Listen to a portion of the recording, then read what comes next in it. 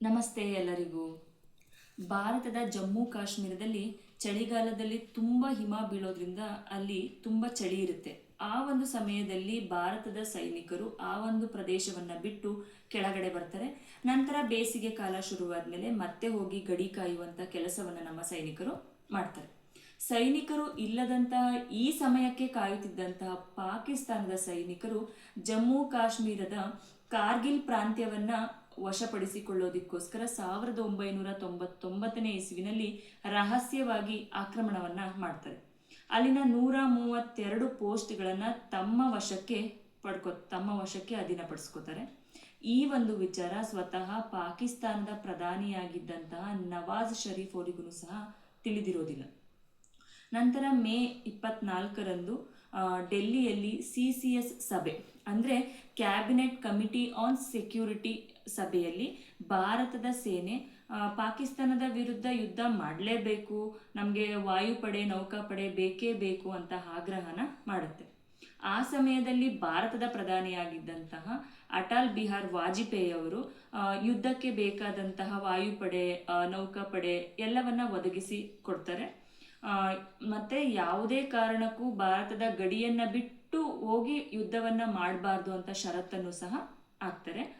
ಈ ಒಂದು ಯುದ್ಧಕ್ಕೆ ಆಪರೇಷನ್ ವಿಜಯ ಅಂತ ಹೆಸರಿಡ್ತಾರೆ. ಸತತವಾಗಿ 60 ದಿನಗಳ ಕಾಲ ಕಠಿಣವಾದಂತಹ ಯುದ್ಧ ನಡೆಯುತ್ತೆ. ಕೊನೆಗೆ ಭಾರತ ಈ ಯುದ್ಧದಲ್ಲಿ ಜಯವನ್ನ ಸಾಧಿಸುತ್ತೆ. ಆ ದಿನವನ್ನ ಅಂದ್ರೆ 1999 ಜುಲೈ 26ನೇ ತಾರೀಕನ್ನ ಕಾರ್ಗಿಲ್ ವಿಜಯ್ ದಿವಸ್ ಅಂತ ಆಚರಣೆಯನ್ನ ಮಾಡಲಾಗುತ್ತೆ.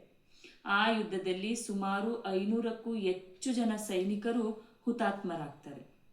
ದೇಶಕ್ಕಾಗಿ ಪ್ರಾಣ ತ್ಯಾಗ ಮಾಡಿದ ವೀರ ಯೋಧರನ್ನ ಸ್ಮರಿಸುವಂತಹ ಸಲುವಾಗಿ ಹಾಗೂ ಯುವ ಜನತೆಯಲ್ಲಿ ದೇಶ ಪ್ರೇಮವನ್ನ ಹಾಗೂ ಸೈನಿಕರ ಮೇಲೆ ಇರುವಂತಹ ಗೌರವವನ್ನ ಹೆಚ್ಚಿಸುವಂತಹ ಸಲುವಾಗಿ ಭಾರತದ ಸೇನೆಯ ಶೌರ್ಯ ಮತ್ತು ಸಾಹಸವನ್ನ ಜಗತ್ತಿಗೆ ಸಾರುವಂತಹ ಸಲುವಾಗಿ ಜುಲೈ 26ನೇ ತಾರೀಕನ್ನ ಕಾರ್ಗಿಲ್ ವಿಜಯ್ ದಿವಸ್ ಅಂತ ಆಚರಣೆಯನ್ನ ಮಾಡಲಾಗುತ್ತೆ.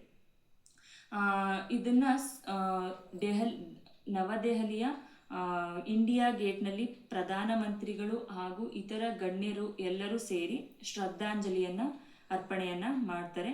ಜಮ್ಮು ಕಾಶ್ಮೀರದ ಕಾರ್ಗಿಲ್ ಪ್ರಾಂತ್ಯದ ಅಂದ್ರೆ ಈಗಿನ ಲಡಾಖ್ನಲ್ಲೂ ಸಹ ಈ ಒಂದು ದಿನವನ್ನ ವಿಶೇಷವಾಗಿ ಆಚರಣೆಯನ್ನ ಮಾಡ್ತಾರೆ. ದೇಶದಾದ್ಯಂತ ಶಾಲಾ ಕಾಲೇಜುಗಳಲ್ಲಿ ಸೈನಿಕರು ಇರುವಂತಹ ನೆಲೆಗಳಲ್ಲಿ ಈ ಒಂದು ದಿನವನ್ನ ವಿಶೇಷವಾಗಿ ಆಚರಣೆಯನ್ನ ಮಾಡ್ತಾರೆ. ಜುಲೈ 26ನೇ ತಾರೀಕನ್ನ ಕಾರ್ಗಿಲ್ ವಿಜಯ್ ದಿವಸ್ ಅಂತ ಎಲ್ಲ ಕಡೆ ಆಚರಣೆಯನ್ನ ಮಾಡಲಾಗ್ತಾ ಇದೆ. ಈ ಒಂದು ಮಾಹಿತಿ ನಿಮಗೆ ಇಷ್ಟವಾದರೆ ದಯವಿಟ್ಟು ನನ್ನ ಯೂಟ್ಯೂಬ್ ಚಾನಲನ್ನು ಸಬ್ಸ್ಕ್ರೈಬ್ ಮಾಡಿ ಸಪೋರ್ಟ್ ಮಾಡಿ. Thank you.